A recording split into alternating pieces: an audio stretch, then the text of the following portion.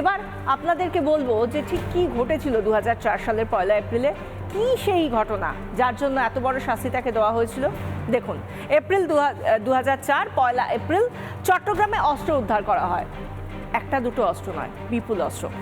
জাহাজ থেকে বিপুল অস্ত্র উদ্ধার হয়, জাহাজ থেকে, ভাবুন। এবং তারপর কতগুলো, এবার আপনাকে বোঝাচ্ছি যে কত অস্ত্র, 10টি ট্রাকে করে নিয়ে যাওয়া হয় অস্ত্র, গোলা বারুদ। 10টা ট্রাক বোঝাই করে এই অস্ত্র গোলা বারুদ নিয়ে যাওয়া হয়েছিল।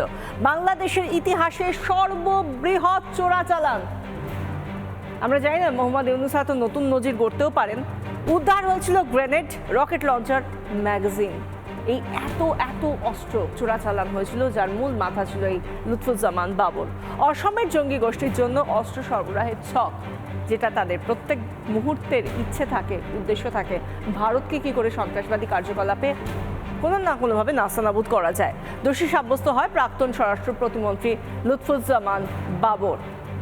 তৎকালীন বিএনপি সরকারের মন্ত্রী দোষী সাব্যস্ত হয় এবং তারপর তাকে বিচার হয়, স্বরাষ্ট্র প্রতিমন্ত্রীকে মৃত্যুদণ্ডের নির্দেশও দেওয়া হয়।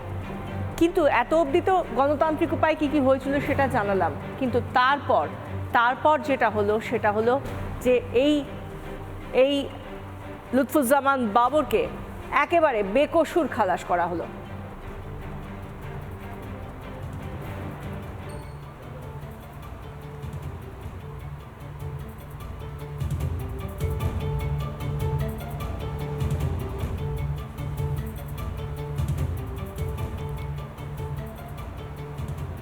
যেটা বলছিলাম যে একের পর এক জঙ্গিদেরকে ছেড়ে দেওয়া হচ্ছে, আর তার মধ্যে এই লুৎফুজ্জামান বাবর, তাকে যখন ছেড়ে দেওয়া হলো তখন সারা বিশ্ব জানতে চাইছে 2004 সালে এই ব্যক্তিটির নেপথ্যে কোন কাহিনী রয়েছে, চট্টগ্রামে ঠিক কি ঘটেছিল, কে এই বাবর। আসুন আপনাদের দেখাই কে এই লুৎফুজ্জামান বাবর, তার বিরুদ্ধে কি কি অভিযোগ রয়েছে, কিভাবে ঘটিয়েছিল এই ঘটনা। চট্টগ্রামে 10 ট্রাক অস্ত্র চোরাচালান মামলা, কবে সেটা, সেই 2004 সালে। অস্ত্র পাচারে দোষী লুৎফুজ্জামান বাবর, সেই সময় 10 ট্রাক অস্ত্র পাচার করা হয়েছিল এবং তার মূল অভিযুক্ত এই ব্যক্তি বাংলাদেশের প্রাক্তন স্বরাষ্ট্র প্রতিমন্ত্রী, যেটা বলছিলাম খালেদা জিয়া সরকারের আমলে তিনি প্রাক্তন স্বরাষ্ট্র প্রতিমন্ত্রী ছিলেন, তৎকালীন বিএনপি সরকারের মন্ত্রী। খালেদা জিয়া যে বিএনপির মাথা, এবং এর পাশাপাশি স্বরাষ্ট্র প্রতিমন্ত্রীকে মৃত্যুদণ্ডের নির্দেশও দেওয়া হয়েছিল। 2004 সালের মামলা, তার বিরুদ্ধে দুর্নীতির মামলা, চোরাচালান করা হয়েছে অস্ত্র, তার মামলা এবং মৃত্যুদণ্ড সাজাপ্রাপ্ত। বাংলাদেশ হাইকোর্টের নির্দেশে বেকসুর খালাস। এরপর গতকাল থেকে আমরা যে খবরে নজর রাখছি যে এই মৃত্যুদণ্ড সাজাপ্রাপ্ত কুখ্যাত জঙ্গি, সেই লোকটাকেও ছেড়ে দেওয়া হলো।